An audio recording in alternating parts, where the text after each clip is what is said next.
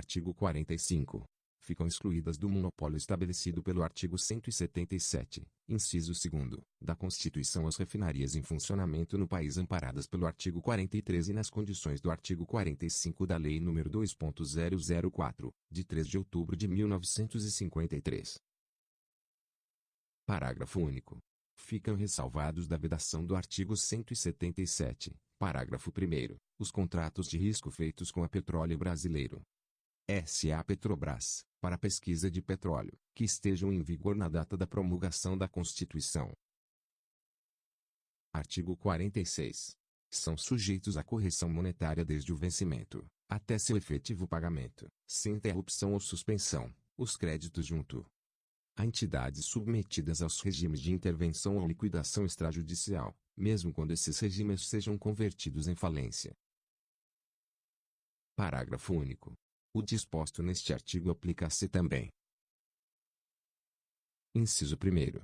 As operações realizadas posteriormente à decretação dos regimes referidos no caput deste artigo. Inciso 2º.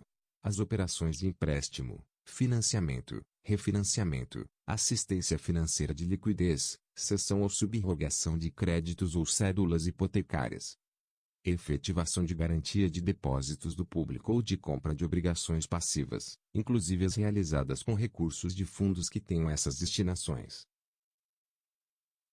Inciso 3º. Aos créditos anteriores à promulgação da Constituição.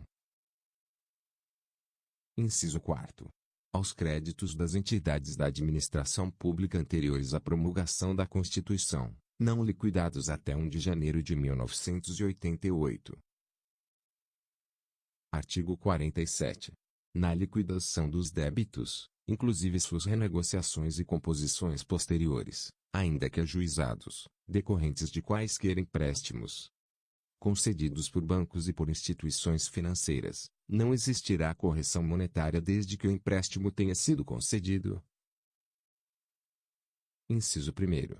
Aos micro e pequenos empresários ou seus estabelecimentos no período de 28 de fevereiro de 1986 a 28 de fevereiro de 1987. Inciso 2º. Ao mini, pequenos e médios produtores rurais no período de 28 de fevereiro de 1986 a 31 de dezembro de 1987, desde que relativos a crédito rural.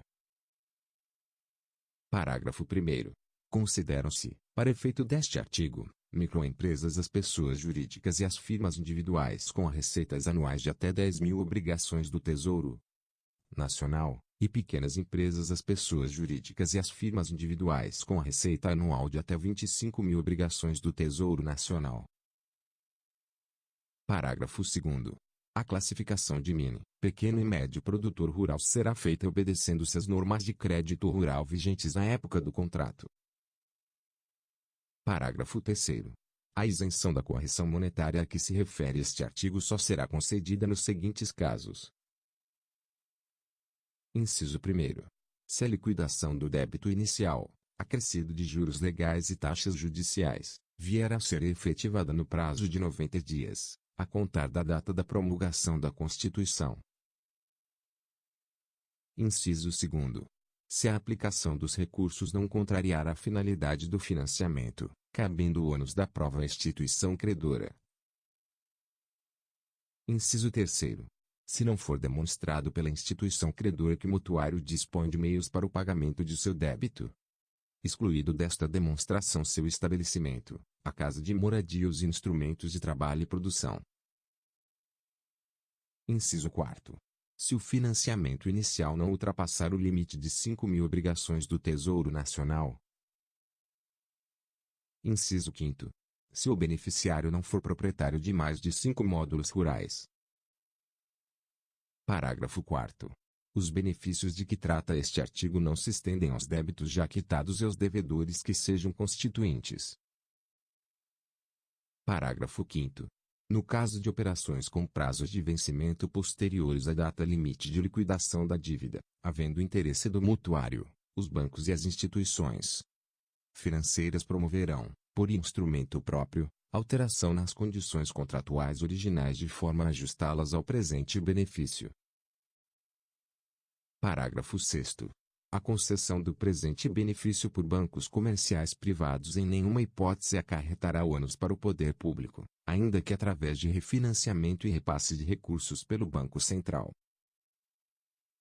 Parágrafo 7º. No caso de repasse a agentes financeiros oficiais ou cooperativas de crédito, o ônus recairá sobre a fonte de recursos originária. Artigo 48. O Congresso Nacional, dentro de 120 dias da promulgação da Constituição, elaborará Código de Defesa do Consumidor. Artigo 49. A lei disporá sobre o Instituto da Enfiteuse em imóveis urbanos, sendo facultada aos foreiros, no caso de sua extinção, a remissão dos aforamentos mediante aquisição do domínio direto, na conformidade do que dispuserem os respectivos contratos. Parágrafo 1º. Quando não existir cláusula contratual, serão adotados os critérios e bases hoje vigentes na legislação especial dos imóveis da União. Parágrafo 2º. Os direitos dos atuais ocupantes inscritos ficam assegurados pela aplicação de outra modalidade de contrato. Parágrafo 3º. A enfiteuse continuará sendo aplicada aos terrenos de marinha e seus acrescidos, situados na faixa de segurança, a partir da orla marítima. Parágrafo 4º. Remido o foro, o antigo titular do domínio direto deverá, no prazo de 90 dias, sob pena de responsabilidade, confiar à guarda do registro de imóveis competente toda a documentação a ele relativa. Artigo 50. Lei agrícola a ser promulgada no prazo de 1 ano disporá, nos termos da Constituição, sobre os objetivos e instrumentos de política agrícola, prioridades, planejamento de safras, comercialização, abastecimento interno, mercado externo e instituição de crédito fundiário. Artigo 51.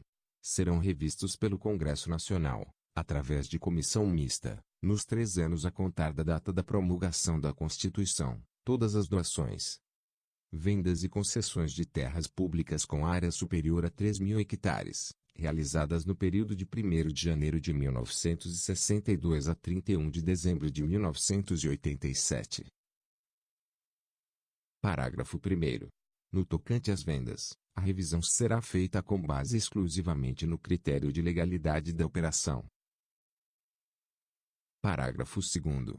No caso de concessões e doações, a revisão obedecerá aos critérios de legalidade e de conveniência do interesse público. Parágrafo 3º. Nas hipóteses previstas nos parágrafos anteriores, comprovada a ilegalidade, ou havendo interesse público, as terras reverterão ao patrimônio da União, dos Estados, do Distrito Federal ou dos municípios,